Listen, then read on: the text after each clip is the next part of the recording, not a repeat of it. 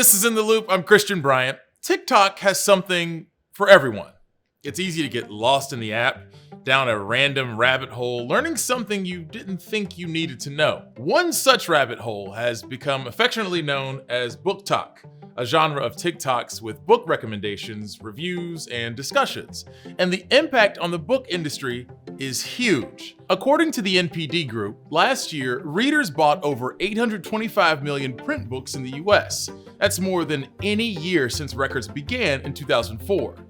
Many of these books gained their popularity on BookTok with hashtags like, BookTok and BookTok made me buy it that have billions of views. While normally print and digital are competing against each other, now digital trends are actually lending print a hand. We started to see this trend take off during the beginning of the pandemic when stay-at-home orders were put in place and TikTok was growing in popularity in the US. BookTok spans a wide range of literary genres, but the most popular books on the app typically appeal to young women, often thrillers and romance novels. Kendra Keeter-Gray is a romance novel enthusiast, and she's pretty big in the BookTok community. She's been making BookToks since March of last year, and she explains why she thinks these types of books have become so popular. It's nice to read books that you know are guaranteed to have a happy ending, especially like with the current state of the world for the past few years. Like I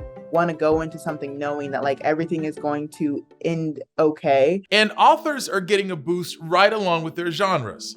When a book or author gets a lot of attention from the app, their books get bumped to the top of the New York Times bestseller list. Take Colleen Hoover, for example. She's been around for a minute, but BookTok was a game changer for her. Currently, 3 of her books are top 5 on the combined print and ebook fiction bestseller list, and they've been on the list for 6 months to over a year. And these books aren't new. BookTok is driving up new sales and bringing older books back to the forefront. Videos with tags like Colleen Hoover Books, and one referring to her fan-given nickname, Coho, have nearly 2 billion views combined. I got invited to attend like a publisher's conference, and a lot of the questions were, my agent or whoever, they want me to be the next Colleen Hoover on BookTok. Like they want me to like dominate that space, like they want me to go viral. Colleen's success is no fluke. Other authors have seen great success like Taylor Jenkins Reid, who wrote The 7 Husbands of Evelyn Hugo, and Alex Michaelides, who wrote The Silent Patient. And bookstores are living in this moment too. Recently, TikTok announced that it's partnering with Barnes & Noble to connect new book releases with the BookTok community. Kendra is a part of this collaboration along with a few other people, including BookToker Eamon Chaudhry. Seeing like the impact that BookTok has had on books, like you make one video and it goes viral and the book is sold out everywhere, whether it be on Amazon, Barnes & Noble's, Books A Million, like all these different bookstores. And it's like crazy to me, like how people that could happen. And I think that just goes to show that like, it's a community that needs to be taken seriously. More independent bookstores have also popped up across the country. And while storefronts may be filled with all those bright colors and obscure shapes on the covers, you know what I'm talking about. At the beginning of the pandemic, owners were worried about the future of their businesses. According to the American Booksellers Association, more than 300 bookstores have opened in the last couple of years, and bookstore owners are becoming more diverse. The book industry as a whole is still overwhelmingly white. Take authors as an example. A New York Times analysis looking at books released by major publishers between 1950 and 2018 found that 95% of authors in their sample were white. The hashtag #PublishingPaidMe on Twitter also highlighted pay discrepancies, showing that some white authors had been paid hundreds of thousands of dollars more than some writers of color. BookTok has had a big impact, but creators say their own community has room for improvement along with the industry. Follow diverse creators. They're out there, I'm telling you. Create diverse content. Like, I'm telling you, like the books that are trending, that are, white centered and this and that. It's like, to me, my opinion is like, they'll always be trending or people will always love them, but how long will people love these diverse stories? I think BookTok is still relatively a very white space, but I think it's changing, but it could still be better. And I think because publishers are starting to see, like people like myself and other creators of color, I think they're starting to realize that there is more of a need to have books that feature characters that look like us. Experts say having characters readers can relate to is a big factor in how certain demographics enjoy reading. Newsy correspondent Amber Strong sits down with one Indianapolis mother who is bringing those identifiable stories to Black children and adults in a unique way.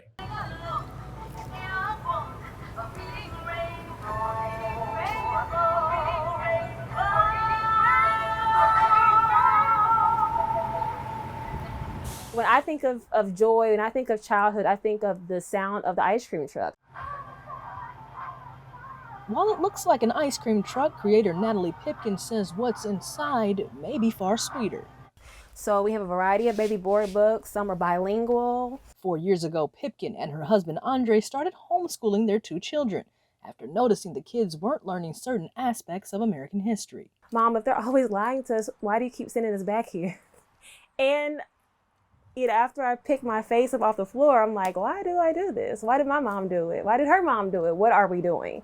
So they started traveling, bringing the learning front and center. Then something happened. Through those travels, we were visiting different events, bookstores, and things like that. And we discovered a whole world of books we had never seen. Fast forward to 2022, and what started as a home library turned into an online store, and now this, a bookmobile, filled with stories from Black authors. And they became flashlight under the cover readers. They became the kids who you don't want to tell to go to bed because they're reading a book. Experts say the Pipkins got the prescription right, that reading things of interest to children with relatable characters is like holding up a mirror to their dreams. It inspires me to learn more about myself, learn more about what I'm capable of, learn new things, definitely. So find your own little superpower? Yeah, basically. You're more likely to find a book with a talking lion than you are to find a book with a Black girl from Detroit or a child or a character from Thailand. According to the research analytics group Words Rated, about 12% of children's books are about African American or African characters. They see themselves at church, they see themselves in the mosque or the synagogue, they see themselves in their communities. They are living lives where they see themselves everywhere else. And if we can't get them to see themselves in books, then as a child, why would I read it? Finding books that spark interest is one thing. The pandemic's impact on reading is another factor. Researchers at the Northwest Evaluation Association say after schools were shuttered, the findings showed a negative impact for literacy rates for students. Now the numbers overall are improving, but Black, Indigenous, Hispanic, and students in high-poverty schools have seen a slower recovery, with government funding set to run out before a full recovery can take place. At least the bleeding has stopped. So now we can focus on recovery, and we're starting to see some signs of improvements. But we still have a ways to go to get kids really caught up to where they would have been absent the pandemic. I mean, look at the titles, Kai, The Electric Slide and Kai. No one, these are not books I was seeing growing up. Pipkin says she didn't launch the bookmobile to combat negative literacy rates, but negative stereotypes. Although it's a celebration of Black culture, Black joy, Black stories, it benefits all of us because we're all being fed negative images and negative stories. Now we all get to step into a new story together. Opening the door to a world of possibility for all who come aboard. Amber Strong, Newsy, Indianapolis.